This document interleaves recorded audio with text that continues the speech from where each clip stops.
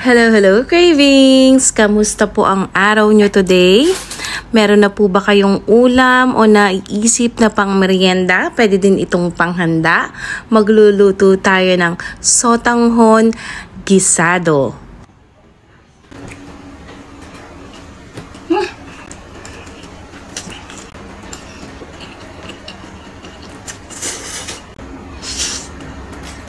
Uunahin ko munang ibabad yung ating mga sotanghon sa tubig.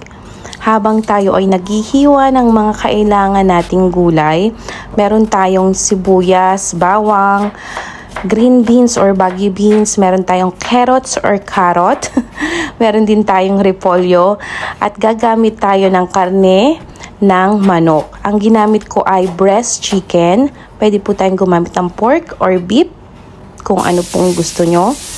Ginisa na natin ang ating sibuyas at bawang. Pag nangangamoy na, ilagay natin yung ating manok. At isusunod na po natin yung ating mga ginayat-gayat at hiniwa-hiwa na mga gulay. Maglalagay din po akong pampalasa dito na shrimp cube, paminta, at naglagay din po tayo dyan ng patis. Tapos, enough na tubig. Pakuluan lang natin. Kapag kumukulo na, lagyan natin ng annatto powder or atsuete seeds. Kung atsuete po ang meron kayo na buto, dissolve nyo lang po sa mainit na tubig.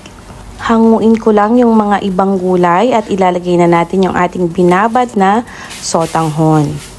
Hanggat kinakailangan po, nalagyan natin ng tubig kasi mabilis sipsipin ng sotanghon. Ang tubig, lagyan po at dagdagan po natin ito ng tubig pa. Optional lang po ang ating quail egg. Kung meron kayo, lagyan natin para mas masarap. Nilagay ko na rin ang ating mga gulay na tinabi kanina. At huwag niyong kalilimutan tikman ang ating niluluto. Kung ano pang kulang na pampalasa, dagdagan po natin ng patis, ng paminta, or kung ano pang gusto niyong pampalasa. Tapos pipigayan natin ito ng lime, calamansi, or lemon. At syempre, hindi natin pwedeng hindi ito titikman at kakainin. Tara, sabay-sabay na tayo cravings. Dahil yun ang pinaka the best part ng ating video, ang tikiman at kainan time. Meron tayong tinapay dyan at saka ang ating rice cake.